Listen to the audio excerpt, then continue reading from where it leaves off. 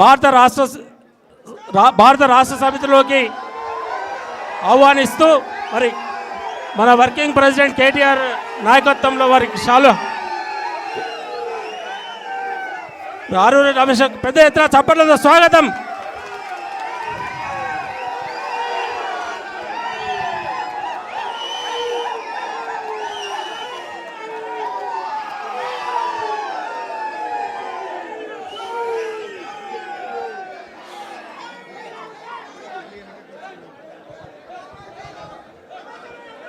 అలాగే ఈ సమావేశాన్ని ఉద్దేశించి ఆరూరి రమేష్ గారు 2 నిమిషాలు మాట్లాడాల్సిందిగా విజ్ఞప్తి చేస్తాను. సుమన్, మధు, సీను దయచేసి కొంచెం ప్లీజ్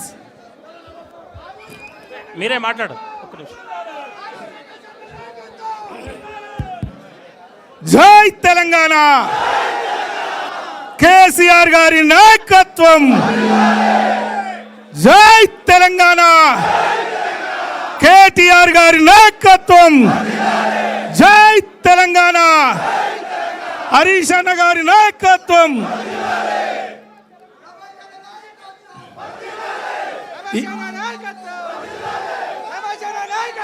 ఈరోజు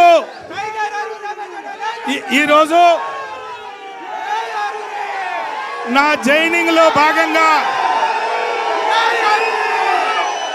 వర్ధన్నపేట నియోజకవర్గంలోని లేదా ఇతర మండలాల నుండి పెద్ద ఎత్తున తరలి వచ్చిన పార్టీ శ్రేణులకు, ఉద్యమకారులకు, వివిధ పార్టీల నుండి నాతో పాటు ఈరోజు బీఆర్ఎస్ పార్టీలో చేరుతున్న ప్రతి ఒక్కరికి, మా మహిళా ప్రతినిధులకు, గౌరవ ఎంపీపీలకు, గౌరవ జడ్పీటీసీలకు, గౌరవ కార్పొరేటర్లకు, గౌరవ మాజీ కార్పొరేటర్లకు, ప్రతి ఒక్కరికి ఈరోజు నాతో పాటు జాయిన్ అవుతున్న మీ అందరికీ ముందుగా శిరస్సు వంచి నమస్కరిస్తున్నా. మరి ఈ కార్యక్రమ ముఖ్య అతిథులు పెద్దలు రామన్న గారు మరి ఎప్పుడు నన్ను ఒక తమ్మునిగా గత 12 సంవత్సరాలు 13 సంవత్సరాలుగా ఒక తమ్మునిగానే నన్ను అన్ని విధాలుగా సహకరించిన మా రామన్న గారికి, మరి వేదిక పైన ఉన్న పెద్దలు హరీష్ అన్న గారు ప్రజా జీవితంలో, నియోజకవర్గ అభివృద్ధిలో, ప్రజల కష్టసుఖాల్లో, అడ్మినిస్ట్రేషన్లో ఒక శాసనసభ్యులు ఏ విధంగా ఉండాలని నిత్యం ఎప్పుడూ నన్ను అలర్ట్ చేసిన మా హరీష్ అన్న గారికి, మరి పెద్దలు గౌరవనీయులు మా అన్నగారు పోయినప్పటి నుండి ఏంద్ర తమ్మి ఎప్పుడొస్తావు అని మరి నన్ను ఈ ఇంటికి తీసుకొచ్చిన మా దయన్న గారికి, గౌరవ మంత్రివర్యులు సత్యవతక్క గారికి, గౌరవ పెద్దలు మరి పల్లా రాజేశ్వరన్న ఎక్కడ కలిసినా ఎట్టి పరిస్థితులను రిటర్న్ రావాల్సిందే అని నాకు స్వాగతం పలికిన మా రాజేశ్వరన్న గారికి, గౌరవ పెద్దలు ఎమ్మెల్సీ గారు, మరి వారు ఎమ్మెల్సీగా నేను ఏ పని అడిగినా ఎప్పుడైనా మా ప్రజాప్రతినిధులకు మరి వారి నిధులు కానీ అన్ని విధాలుగా సహకరించిన మా సీనన్న గారికి, మా జిల్లా అధ్యక్షురాలు జ్యోతక్క గారికి, లలితక్క గారికి, వెంకన్న గారికి, బాలమల్లన్న గారికి, ఇంకా చాలామంది వేదిక పైన ఉన్న పెద్దలకు అందరికీ కూడా నేను పేరు పేరున శిరస్సు వంచి నమస్కరిస్తూ, మా పత్రికా మిత్రులకు కూడా నేను పేరు పేరున నా యొక్క నమస్కారం. చాలామంది పత్రికల మిత్రులకు లేదా ఇతరత్ర నాయకులకు కొన్ని అనుమానాలుండే. మరి రమేష్ అన్న ఒక బీఆర్ఎస్ పార్టీలో ఒక కుటుంబ సభ్యునిగా మరి ఉండేవాడు, ఎందుకు పార్టీ మారాడు మరి అందరికీ కొంత ప్రశ్నకరంగానే ఉండే. దయచేసి ఈరోజు మాట్లాడాల్సిన అవసరం ఉంది. మీ అందరినీ చూస్తుంటే, మరి ఈ పెద్దల్ని చూస్తుంటే నాకు ఒక ఫీలింగ్ వస్తుంది. చిన్నప్పుడు ఎవడన్నా పిల్లగాడు ఇంటి నుంచి తప్పిపోతే గాయి తిరిగి ఇంటికి వస్తే ఎంత సంబరం ఉంటుందో తెలుసా?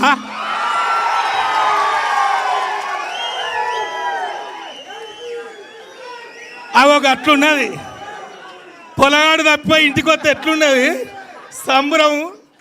ఒక అంత సంతోషంగా ఉంది, నాకు ఆనందంగా ఉంది. ఎందుకంటే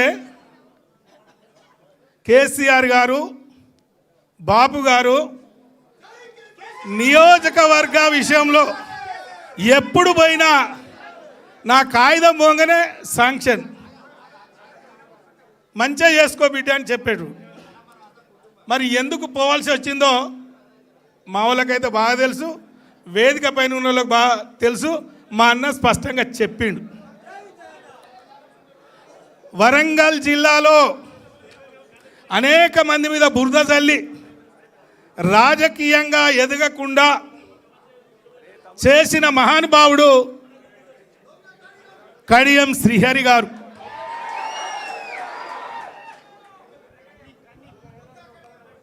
ఎన్నికల ముందు రేవంత్ రెడ్డితో ములాఖాత్ కుదుర్చుకొని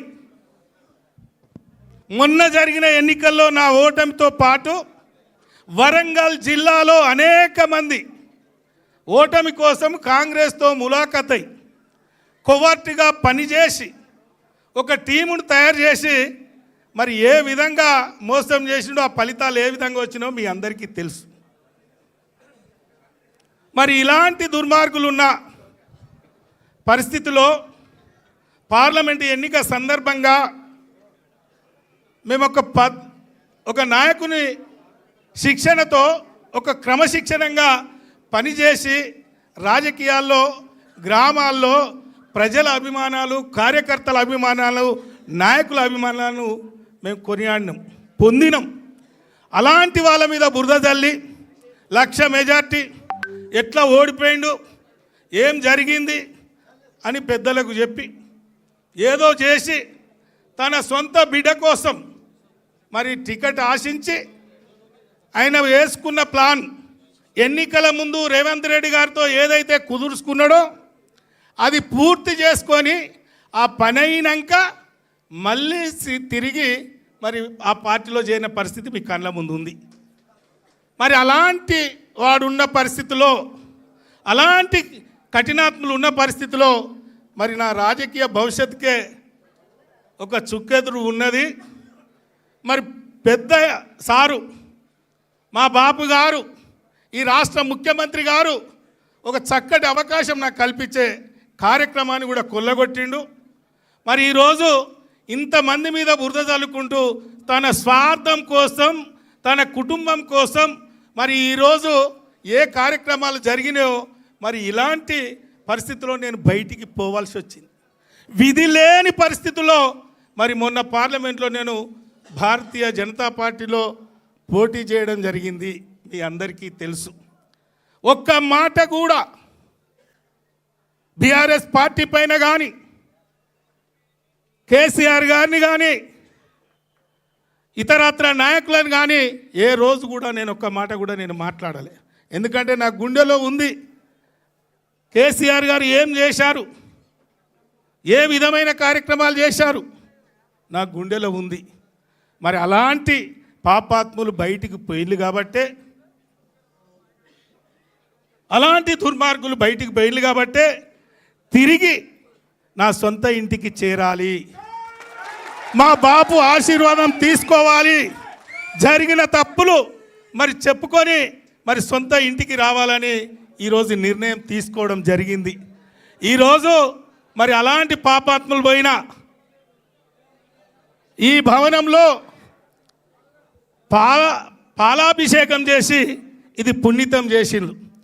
మరి నా హృదయాన్ని నేను పాలాభిషేకంతో హృదయాన్ని పూర్తి క్లియర్ చేసుకొని ఒక మంచి మనసుతో మా బాపు గారి నాయకత్వంలో పనిచేయాలని ఇందులో అడుగుపెట్టడం జరిగిందని నేను ఈ సందర్భంగా నేను మీకు మనవి చేస్తున్నాను. ఒక్కసారి మీరు ఆలోచన చేయాలి. ఈరోజు కేసీఆర్ గారు ప్రభుత్వం పోయిన తర్వాత, బీఆర్ఎస్ ప్రభుత్వం పోయిన తర్వాత, కేసీఆర్ గారి ముఖ్యమంత్రిగా పక్కకు జరిగిన తర్వాత 2 సంవత్సరాల్లో ఈ రాష్ట్ర ప్రజలు ఏ విధమైన ఇబ్బందులు పడుతున్నారో మీరు గమనిస్తున్నారు. అది రైతులు కావచ్చు, కార్మికులు కావచ్చు, కర్షకులు కావచ్చు, విద్యుత్ కావచ్చు, లేదా ఇతరత్ర ఏ రంగంలోనైనా ఈరోజు 2 సంవత్సరాల్లో ఆగమాగం, అడివి. ఈ రాష్ట్రంలో సంపద పెంచి ఎస్సీ, ఎస్టీ, బీసీ, మైనార్టీ వర్గాలను కాపాడుకొని అందరి ముఖంలో సంతోషాన్ని చూసిన మహానుభావుడు కేసీఆర్ గారు. మరి ఆ రోజు కేసీఆర్ గారిని ఈరోజు గుర్తు చేసుకుంటున్నారు. అందుకే ప్రజలు ఎప్పుడు ఎన్నికలు వస్తాయి మళ్ళీ కేసీఆర్ గారిని ముఖ్యమంత్రి చేసుకోవాలనే ఆలోచనలో ఉన్నారు. ఎంత తొందరగా వస్తే బాగుండు అని. మరి ఈరోజు అదే పద్ధతిలో కొందరి దుర్మార్గుల వల్ల పార్టీ వీడిన వారు కూడా ఎప్పుడు మళ్ళీ కేసీఆర్ గారి దగ్గరికి పోతే బాగుండు, మళ్ళీ కేసీఆర్ గారి ఆశీర్వాదం తీసుకుంటే బాగుండు అనే మంది కూడా చాలామంది చూస్తున్నారు. ఎన్ని మోసాలు, ఎన్ని వాగ్దానాలు, ఎన్ని హామీలు ఇచ్చారో మీకు తెలుసు. ముఖ్యంగా మనందరం కూడా ఉన్నాం. మన ఉద్యమకారుల్ని కూడా బుట్టలో వేసుకొని మేము అధికారంలోకి వస్తే ఉద్యమకారులకు ఇది చేస్తాం అది చేస్తామన్నారు. ఏమన్నా చేసిందా? ఈరోజు ఉద్యమకారులు మరి అందరూ కూడా మనం గుండె మీద చేసుకొని ఆలోచన చేయాలి. మాయ మాటలు చెప్పి మరి ఈ ప్రభుత్వాన్ని మార్పు కోరుకొని కేసీఆర్ గారిని గద్దెదించిన తర్వాత అన్ని వర్గాలతో పాటు ఉద్యమకారులను కూడా ఏం చేసిండో దయచేసి ఆలోచన చేసుకోవాలని ఈ సందర్భంగా నేను మీకు మనవి చేస్తున్నాను. ఏది ఏమైనా ఈరోజు వర్ధన్నపేట నియోజకవర్గ అభివృద్ధి కోసం ఆ రోజు నేను ఏ విధంగా కష్టపడ్డానో వాళ్ళ ఆశీర్వాదంతో 2 పర్యాయాలు బ్రహ్మాండమైన మెజార్టీతో నేను ఏ విధంగా గెలిచానో మరి రేపు రాబోయే మున్సిపల్ ఎన్నికలు కావచ్చు, ఏ ఎన్నికైనా ఖచ్చితంగా భుజాన పైన వేసుకొని మరి నా బాధ్యత కూడా తీసుకుంటానని కూడా ఈ సందర్భంగా నేను మీకు మనవి చేసుకుంటాను. నాకు ఒక బాధ ఉండే, నా కోసము 3 పర్యాయాలు పనిచేశారు కార్యకర్తలు. లోకల్ బాడీస్ ఎన్నికల్లో కూడా ప్రతి కార్యకర్త కష్టపడ్డాడు.